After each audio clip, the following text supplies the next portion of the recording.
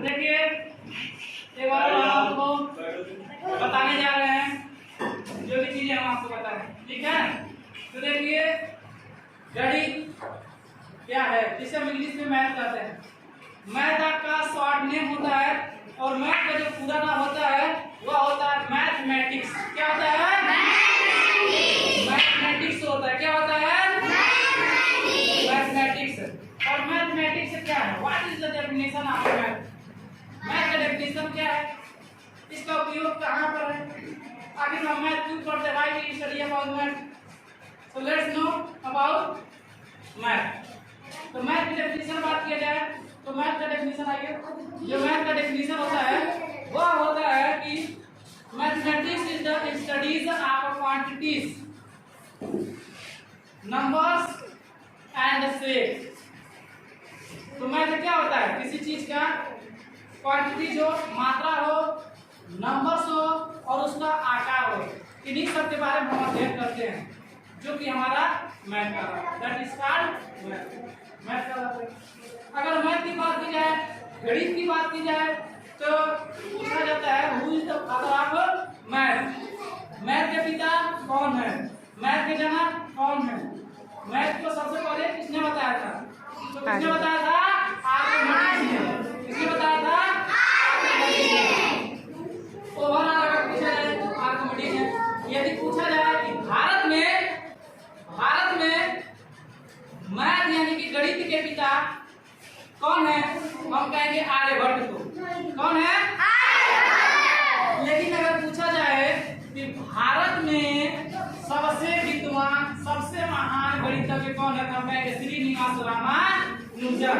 कौन है? श्रीनिवास रामानुजन। भारत की शुरुआत अगर की जाए, पूछा जाए कि भारत का प्रारंभ कहाँ से हुआ, मतलब भारत में मैथ का प्रारंभ कब से हुआ, तो हम कहेंगे हड़प्पा से हुआ। कब से हुआ था? हड़प्पा से हुआ। हड़प्पा से हुआ था। और अगर पूछा जाता है, ये भी पूछा जाता है इसलिए में कि हड़प्पा सभ्यता की खोज किसने की थी, बताया था सहानी ने। ठीक है। और आगे देखिए, अगर पूछा जाए कि ओवरऑल अगर मैथ की बात की जाए तो सबसे पहले मैथ की जानकारी हमको कहाँ से मिलती है, तो मिस्र से मिलती है। कहाँ से मिलती है? मिस्र से मिलती है। समझ में आया?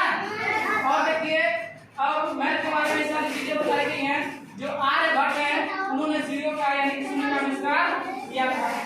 यहाँ देखिए हमको बताया गया है कि मैथमेटिक्स का जो डेफिनेशन होता है क्या होता है, तो mathematics is the study of quantities, number और and shape, that is called math.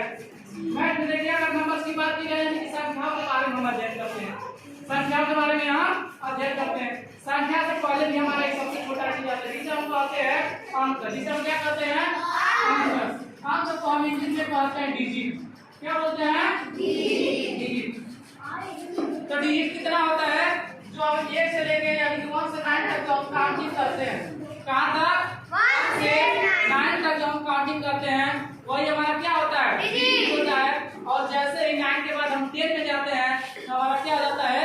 Number यानी कि संख्या हो जाता है। इसमें बताया गया कि संख्या के बारे में अध्ययन करते हैं। क्वांटिटीज यानी कि मात्रा। मात्रा क्या है? तो जैसे कि मान लीजिए आप चाय लेने जाते हैं तो 1 रुपए की 1 लीटर, मान लीजिए अगर 1 रुपए की 1 लीटर, तो 1 लीटर क्या हो गया? मात्रा हो गई। ठीक है। यानी कि गाय का दूध 1 लीटर, 2 लीटर, तो लीटर उसकी मात्रा क्या हो गई? लीटर में हो गया।